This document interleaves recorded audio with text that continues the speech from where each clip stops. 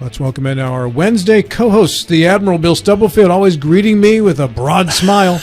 Good morning, Rob. I'm thinking I need to have something like Financial Feel. Living the dream, Rob, something like that. But I can't come up with anything like that. Well, So, you keep working on it, Bill. I'll work on it, In yeah. the meantime, I'm going to say good morning to also Maria Lawrenson. Good morning, Maria. Are Good you living the morning. dream, Maria? I'm living the dream. I'm happy to be here. I'm happy it's not raining. I know we need the rain, but we're done with needing the rain. She's a happy person. That's right. Let the recording secretary note that, Maria, Bill didn't even let you finish saying good morning back to me before he interrupted you. It was that quick this morning, so I'm not sure what your next 2 hours is going to be like. Oh, my goodness. Okay. I'm used to it, though, Rob. I'm used to it. Couldn't even wait till you got out the good morning, Rob, before he broke in. Hi. Now it has me so sensitive, Maria. I'm not going to say a word all day. Yeah, we'll wait on that. Bill and I, Like maybe 10 seconds. we're working on some post-show arrangements. I can't tell you the full scope of these arrangements other than to tell you it involves Bill eating 2 full cupcakes when the show is over. Yeah. I see cupcakes in the kitchen. I was pretty excited when I came by. From Colin's sister's wedding this past weekend. Wow. Yeah, Rob wants me to sit around for about an hour and a half, maybe 3 hours, while he does something before we can then run off and do something together. Well, that's because you come probably an hour and a half early, he has other things he needs to do. This speaking from personal experience, because he just trots into my office and is like, "Hi, Maria." I'm like, "Bill, I'm working here." No, you never work. Bill says, "Isn't everybody retired? I'm retired." Yeah, exactly. Sorry. No. Our guest in this segment, Thank you, Rob.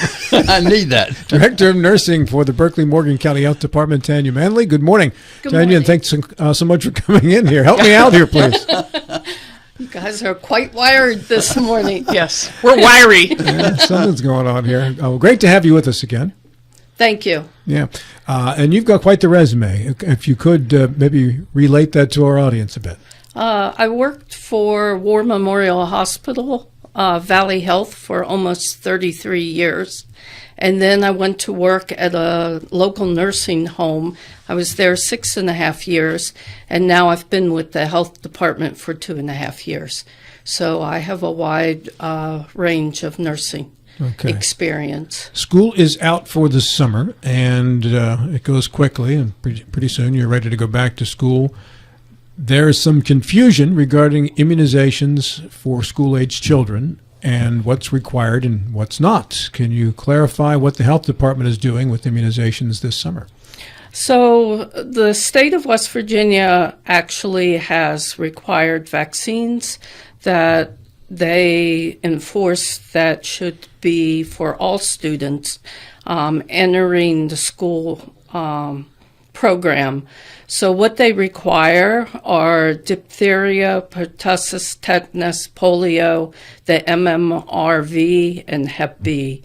And there are certain requirements that they be given at certain ages. And if the vaccine is given too soon, then it is not accepted and another vaccine is given. There is, during the last year, West Virginia has been one of the 6 states that offers medical exemption, but it was passed in January that they are allowing the religious and philosophical. That is still in place, that you can apply to the Division of Immunizations, and then that has to be done annually if you would like to get an exemption for your child. Okay, so you can get the exemption, medical and religious and philosophical too? I didn't know if philosophical actually passed. Currently at this time you can, but it has to be applied for each school year. Okay, and who do you apply to, the school or to the state? No, you have to apply to the state, and you would go online to the West Virginia Division of Immunizations, and there is where you can select, and it tells you what forms you need to submit. Okay. And are there certain grades? I thought there used to be, at least anyway, that you have to have certain shots by certain grade levels at the school? Yes. And, that's as early as preschool, people who go to nursery schools or pre-K.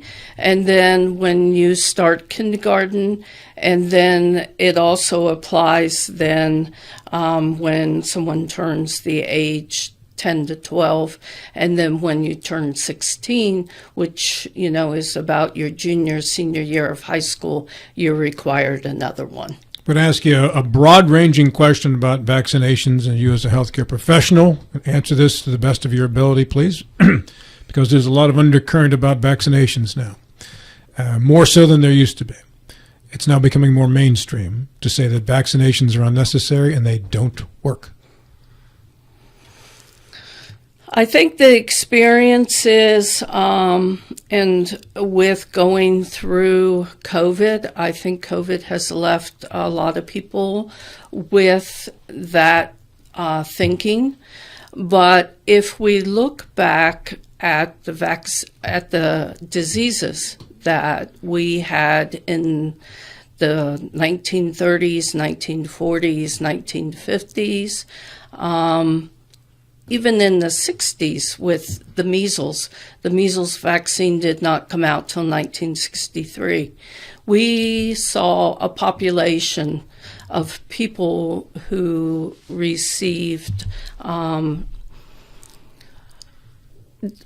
results of getting the disease and then ending up with diseases and complications from having the disease, where when we started vaccinating, we do not see that.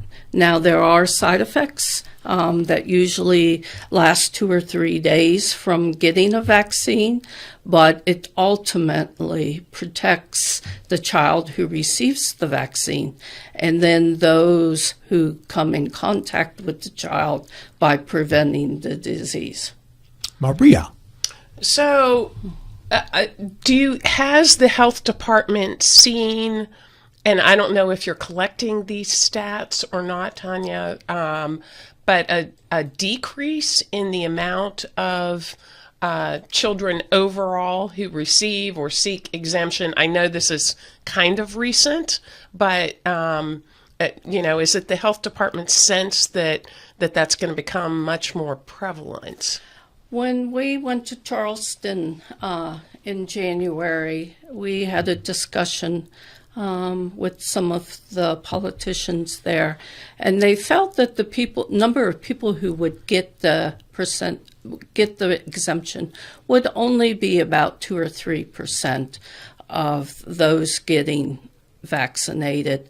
I think the school system will see a lot more because those exemptions will be presented to the school nurse, and we don't see them in the health department. So we continue to see the same number of people receiving vaccines.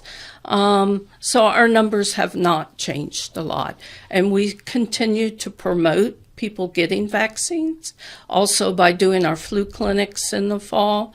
So we try to get in the community, and then if people call for vaccines, then we readily, try to get them scheduled for their appointments so that they get in and they're able to receive them. And what types of vaccines can you get through the health department? I mean, I know I personally got the shingles vaccine at the health department. Obviously, you can get flu vaccines. Are there COVID? I'm thinking the COVID vaccine. The COVID vaccines we get through VFC, the Vaccines for Children program. And then if we're ordering them privately, because they're no longer free, we usually get a list of 10 people because we have to order in a box of 10. And we carry pretty much all vaccines except for the combination Hep B and Hep A, and we do not usually carry RSV because it's back to quantity.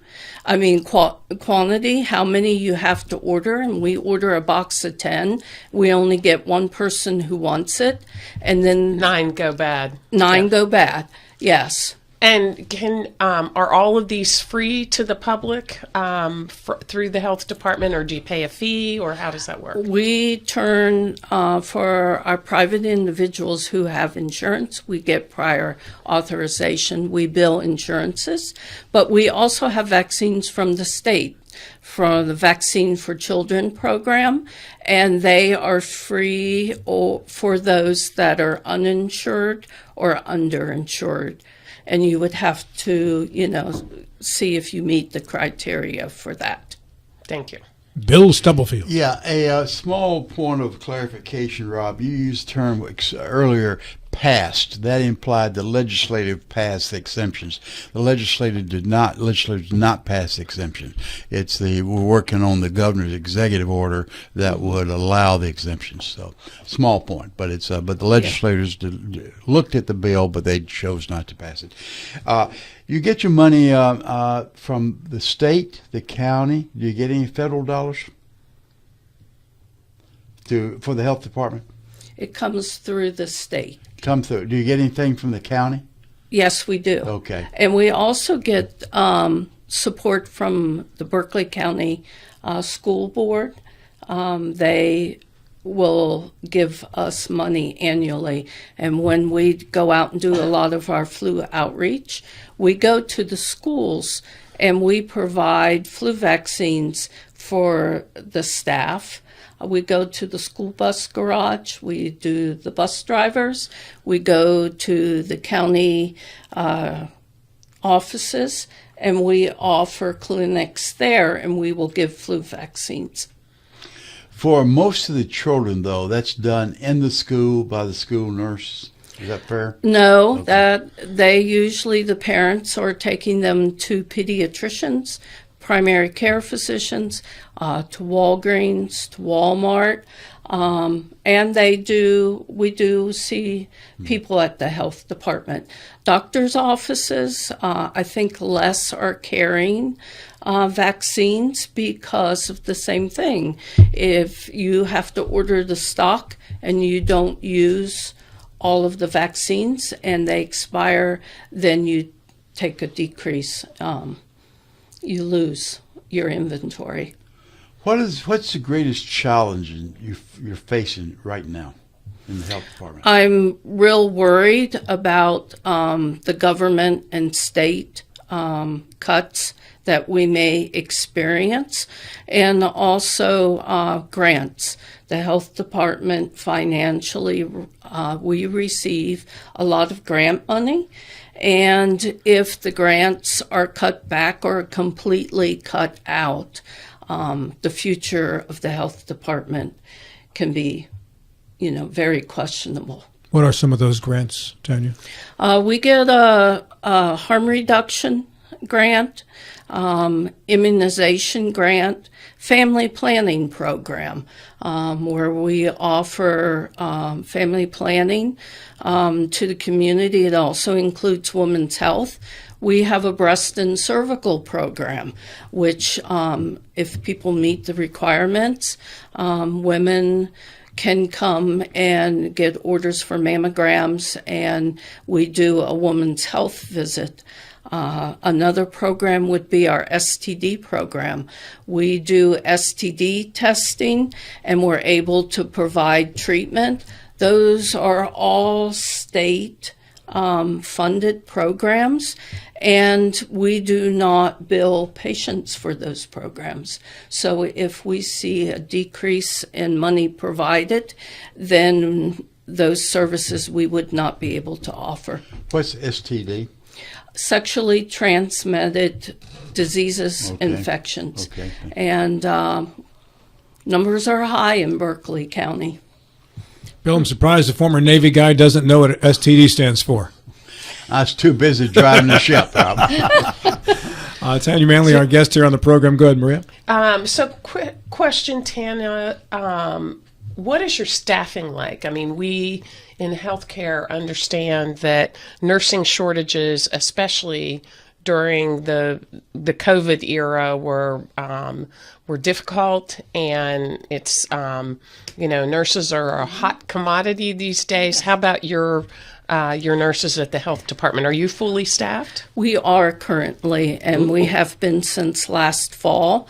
The sanitarian side, where the sanitarians who work in the community, we currently have one open position and a director for the sanitarian side. That position is open. But luckily, I have 2 nurses in Morgan County and then an office assistant. And in Berkeley County, I have 2 RNs and 3 office assistants.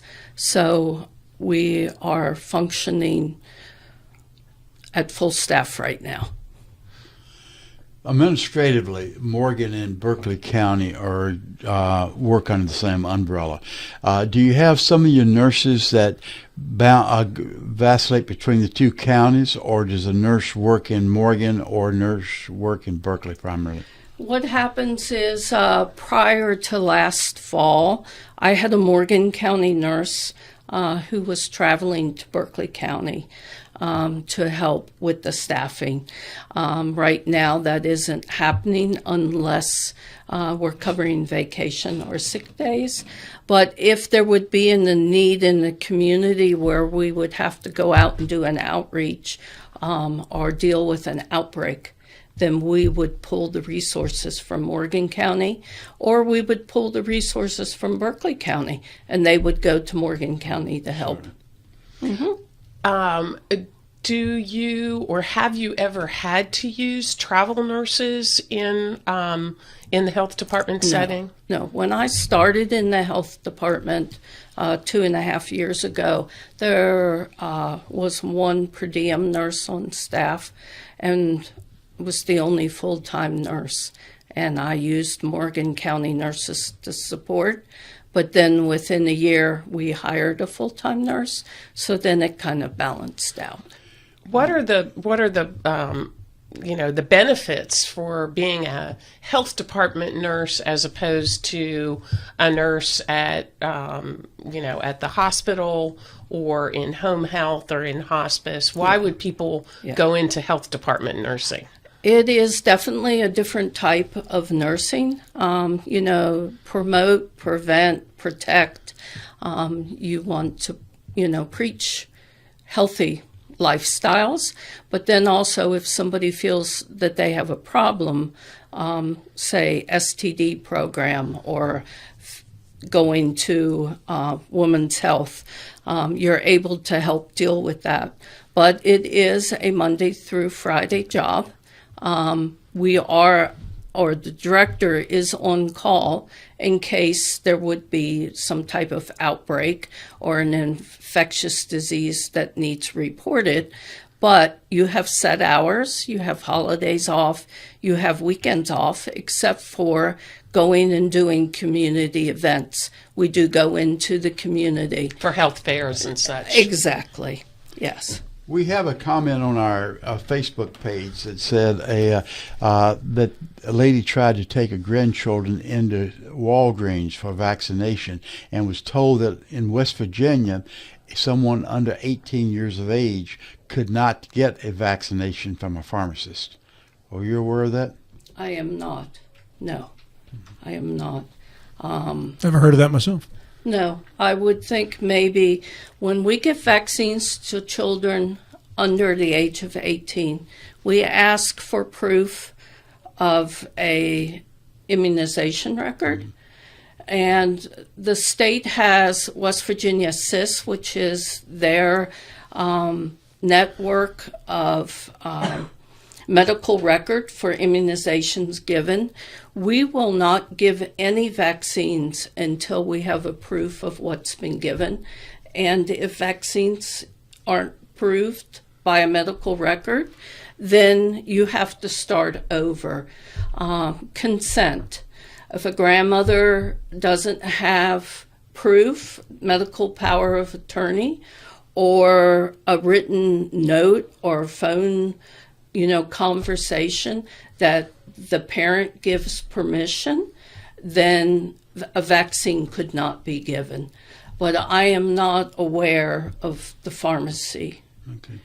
Yeah, you're raising a good point as well. In mine and my wife's case, we received some medicine from WVU, some from Valley Health.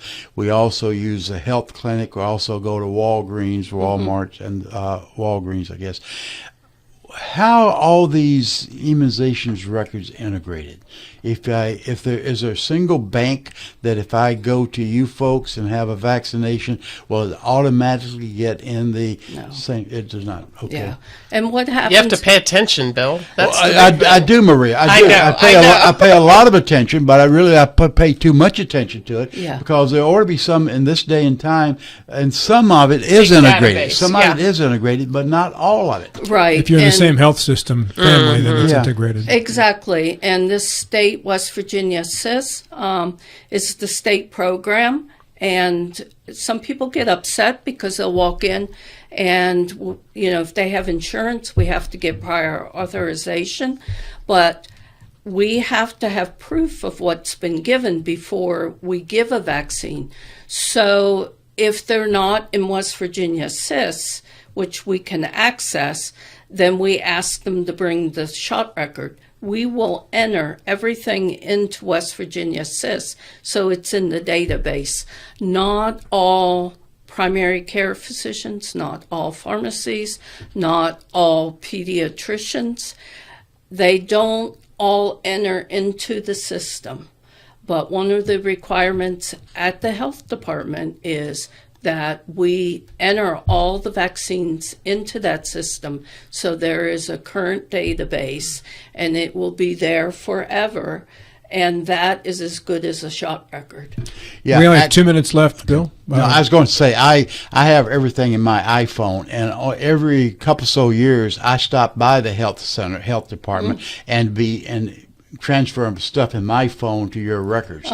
So I do make a real attempt, Maria, but it's still difficult trying to make sure. No, and when you think about, when it's time, and again, those of us who are of a certain age, that, that there are different requirements once you become 50. a senior, a 50 and above, 60 and above. Yes. There's more that you need to keep track of, Tanya, about a minute left here. What are some deadlines for this summer to get shots in time for school?